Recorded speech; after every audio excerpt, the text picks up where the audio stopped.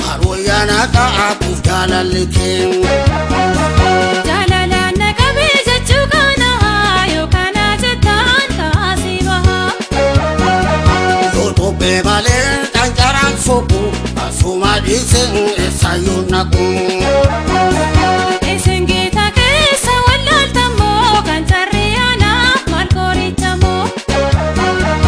Usab kaputi tunamidani mali umri dan cintaru ani Kanjar satao kesan jibitan dirajoluman wanteram patan Atina jedin semajeta waran dulu me sitifakatan Julamu kesan mawalal tani torbata mata umrin kesani Turan umri ko lobra gafate kasi gafate tuli kanjete Egana gute isana yadu dulu mangkase anim barbado Lobra gute dulu mejete anu singuta kanak sijete akai baku seri targatu tarusi wamu jabina kutu Isinji mada jarsab shala inirram panne ammas jalala Eka kusake kuna jalala ega shake kong sefutengala Dabenya kesan kamana bala na ballatte sana kuddagala Mormi kesan kun garu difama yero hasoftan malta erroma inni atao kan jedhuani hundana gundan ani kesani Yeron fedhi kesan gutuani dugdana kutte manan jettani akka dadhabdan yoo beektan kana kesan dulluma nan komatina Taus gaaffii koona gunnaan dura isin jaalachuuf yaada fuuldura Ega jalalin serana kabe kundan siguta amalan nabe Waadanaaf galtaan maaliif maalumaaf akkan gammaduuf meenatti hima Guriya samu meta sitimu amasna dagai kanin sitimu Beri sanduka hori gurguda suma patena kandalu hunda Aniko gutuda kai wajingala tari yondu esi suma tudala Menati hebe mali malisa yarusi argo naga santasa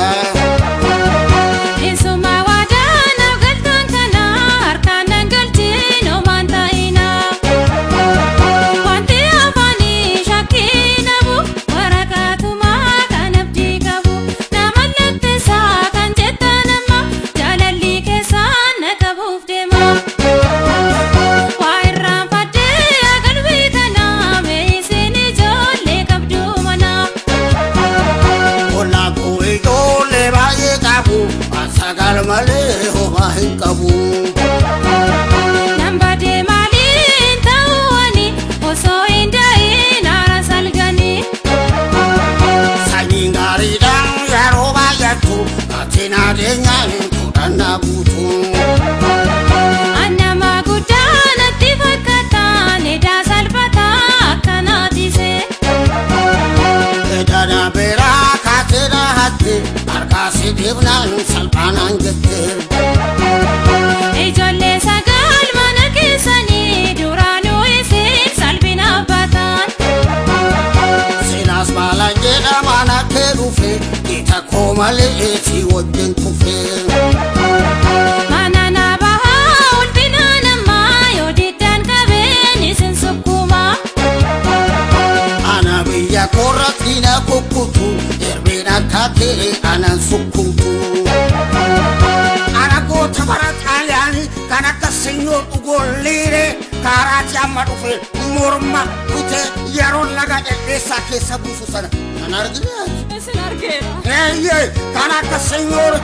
kokonaare gizaachoo baafaa kulloo jedhee itichoo tokko laga soor keessa buuse naacha nyaachisu sana guyyaan isaallee kamisa galgala gaafa sadas na argiti Eeyyee sirriitti isin argeera Señora Lina, que ya la kan jedhamtu. Lakkishee yen arge sinaan argin laga gibee keessattuu dhashii qabee tokko dhungadhee kabalee yeroon gadhiisu san laga hin argin. Maal yoo sin argin? Kan isii ragayetu sin ragaa. Akkam? Dhageessa dhiisinii darbeera. Amma ati ana goota akkana akkamitti na sukkubuu barbaadde? Lakki seera lammata sin